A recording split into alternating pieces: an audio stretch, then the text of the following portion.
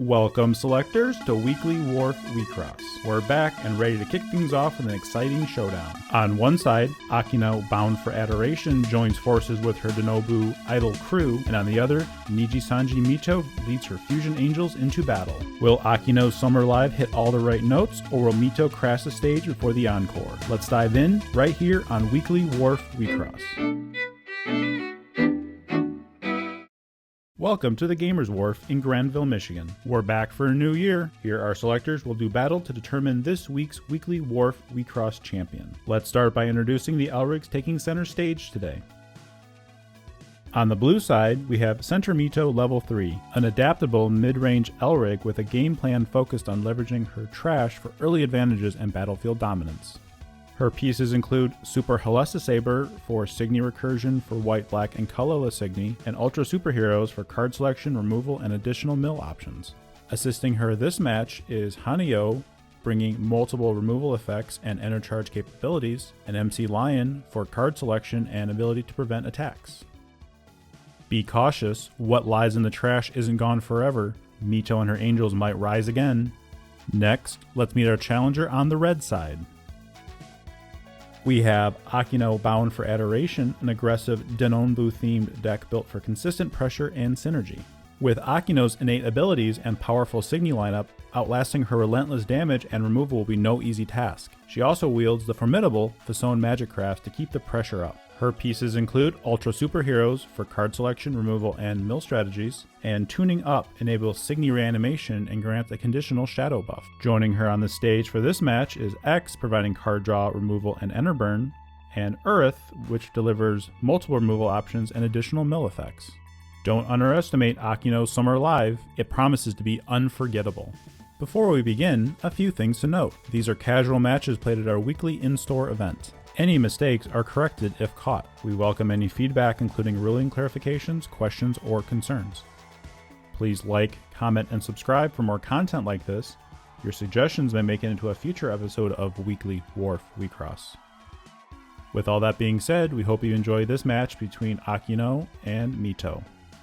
The decks are shuffled and the dice are rolled. The life cloth is out and the Elrigs are ready. The stock crowd noise is cheering. So let's get ready to battle. Red has won the dice roll and will be going first. You can keep track of whose turn it is by the counter at the bottom of the screen. Let us know if there's any other information you'd like to see in future Weekly Wharf Wixoss games. Red starts their first turn by drawing one card. Next, Red enter charges and grows Akino to level 1. There's never much to do going first in a lot of these games. Just put out a solid board state and hope you don't take too much damage. Red grows X to level 1, discarding a red card and drawing 3 cards. This assist can also double as card draw later when paying for an exceed cost. Red then plays 2 Denobu Ginka Hajimas in the top and center lanes. These on their opponent's turn give each other plus 2k, making them 5ks.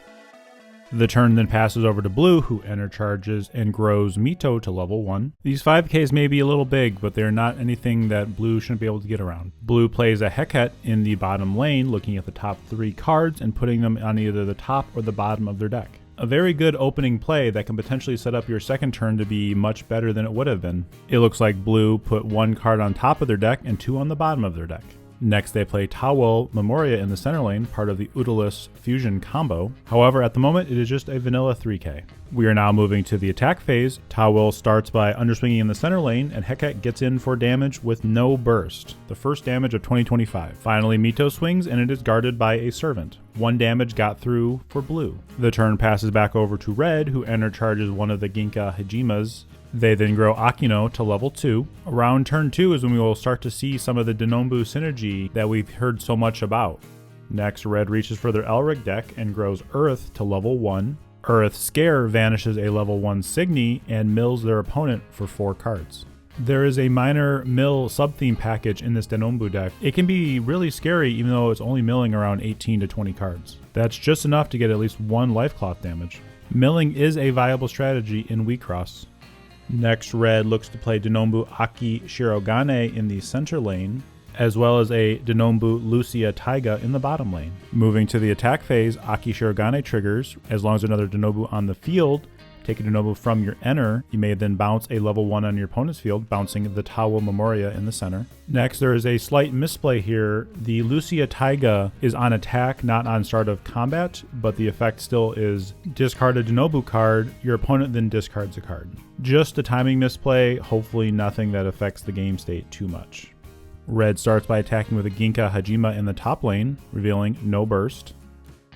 Next, red attacks with Aki Shirogane in the center lane, revealing another no burst. Finally, red attacks with the Lucia Taiga in the bottom lane, revealing a third non-burst. To wrap up the attack phase, red attacks with Akino, which is guarded by a servant.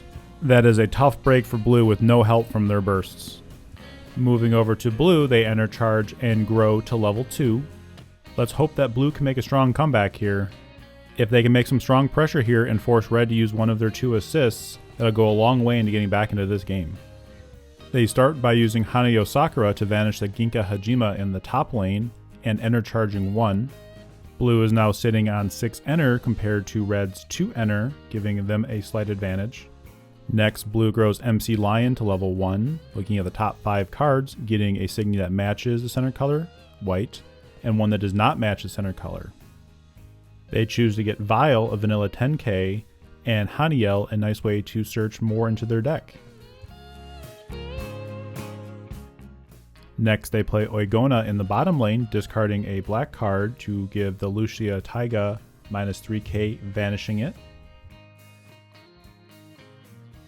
They then play the Vial in the center lane, and the Haniel in the top lane, paying 1 for the Haniel's effect. Looking at the top 3 cards and getting a level 2 or less Signy into your hand. Funnily enough, they choose another Haniel.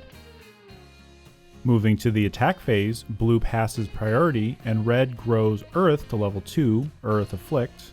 Red pays the additional cost to have both players mill 4, and then gives a target -1k for each card in red's trash, choosing to vanish the Haniel. Remember that these abilities can be done in any order, so you can do the mill before you do the vanish. Blue first attacks in the center, vanishing the Aki Shirogane, then attacks with the Ogana in the bottom lane, and we get our first burst of the new year. Going forward, we'll be showing any bursts in a yellow box at the bottom of the screen. In this case, red gets to draw a card, and then discard a Lion Fisone as the guard. Tough break for blue, as they only manage to sneak 1 damage through. Moving over to red, they enter charge and grow Akino to level 3. Now that Akino is online, red will be able to draw cards every turn and buff their Signy by 3k during their opponent's turn. Red kicks us off by using their piece Ultra Superheroes. As they have 1 of each designated type, they will look at the top 5 and grab 2 cards, put the rest on the bottom, vanish a 12k or less, and then mill blue for 10 cards. This will leave blue with only 2 cards left in their deck, meaning on their turn they will have to refresh themselves and burn a life cloth. The vanish effect is used on the Vial in the center lane. The 2 cards chosen by red do not have to be revealed, as they can be any 2 cards from the 5 selected. Blue is being put into a very bad spot at this point, as they're about to take a lot of damage plus the oncoming deck refresh. They still do have both of their assists though, so that could save them here.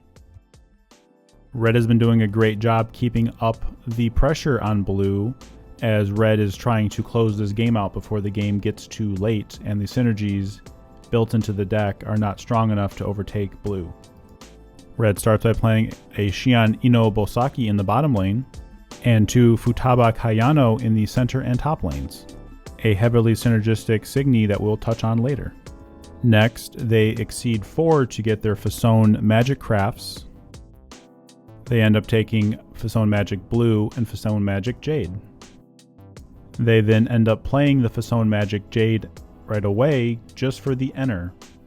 Make sure to remember that the second effect of Fisone Magic Jade is to put it onto your field, not into your hand.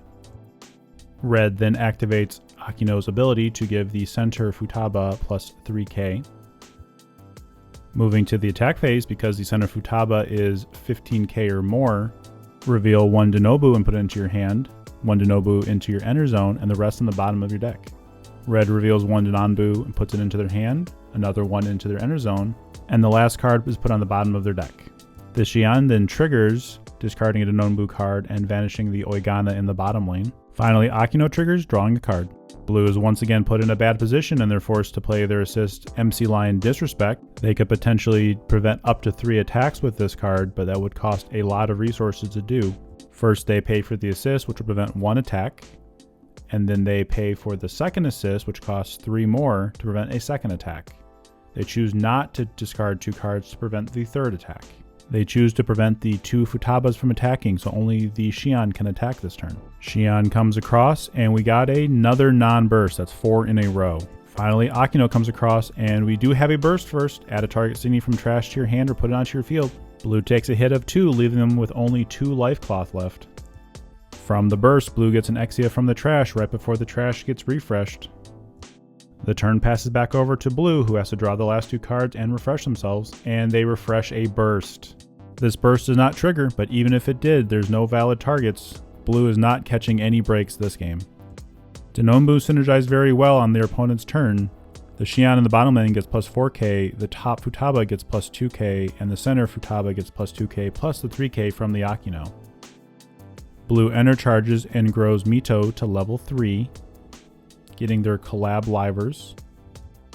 These can be used to pull Black Signy from the trash onto the field. Next, they play the Haniel, paying the 1 to look at the top 3 cards and getting a level 2 Signy or less. They have unlocked the infinite Haniel combo, just keep playing Haniels to get more Haniels. Blue then uses a collab liver to get the Oigona out of the trash, bringing it into the top lane, discarding a card to give the top Futaba minus 3k, making it a 11k. This is denoted with the blue dice as they don't have any minus tokens. Blue then reaches for their Elrig deck, pulling out their own copy of Ultra Superheroes. They also all have 3 types of Elrig, so they will look at the top 5 cards, get 2, put it into their hand, rest on the bottom, vanish a 12k or less, and make red mill 10. With the vanish effect, they target the Futaba in the top lane that was just weakened, vanishing it. The 10 card mill is enough to refresh red, forcing them to have to burn a life cloth. And red's luck continues by their burned life cloth not being a burst. Blue then uses their trash action for this turn to trash the Haniel. They then play a Exia in the bottom lane and an Exia in the center lane. We then move to the attack phase where blue passes priority and red grows X to level 2. They pay 3 to vanish a level 3 targeting the Exia, and then enter burning the Exia and the Haniel in the enter zone. Very solid move, cutting off blue's white sources. Blue attacks with Exia in the center lane, underswinging, and then attacks with the Oigana in the top lane. Red then reveals a burst, which is discard a card and vanish a Signy 12k or less, getting the other Exia. Blue was trying to play for stall here, but got blown out by both a burst and the last assist from red. And to top it off here, red has the Servant to prevent the attack from Mito. Red has been able to only take 1 damage each turn from all of blue's attacks. Red intercharges the Xian, then plays a Mimito Sakurano in the top, and another Ginka Hajima in the bottom lane. Red then uses Akino's buff to buff the Futaba in the center lane. Next, red plays the Fasone Magic Blue, drawing 3 cards and discarding 2 cards. Blue has not been lucky this game, and they're staring down 2 open lanes and an attack from their center. The game is still not yet out of reach. They do still have an assist and potentially a game-changing burst.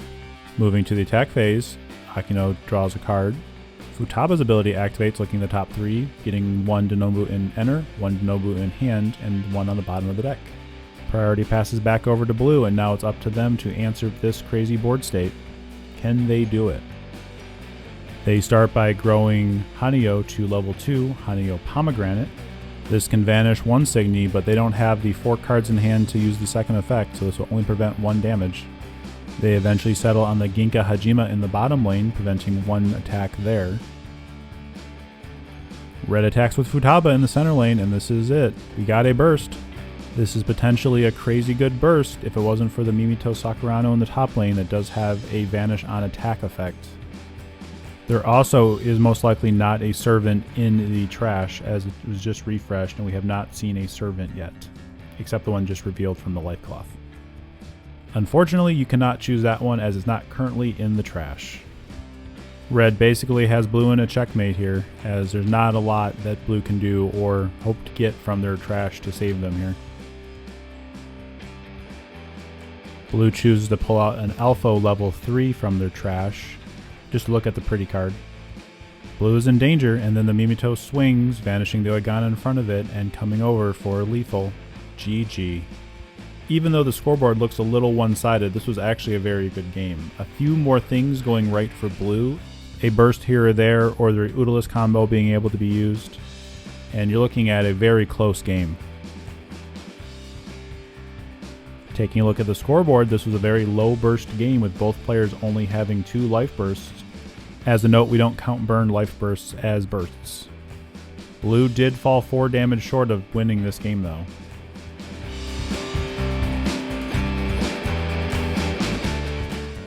Looking at some other statistics, Red used 2 servants while Blue used 1, both decks were refreshed once, and the enter was around the same at Blue having 10 enter and Red having 9 enter.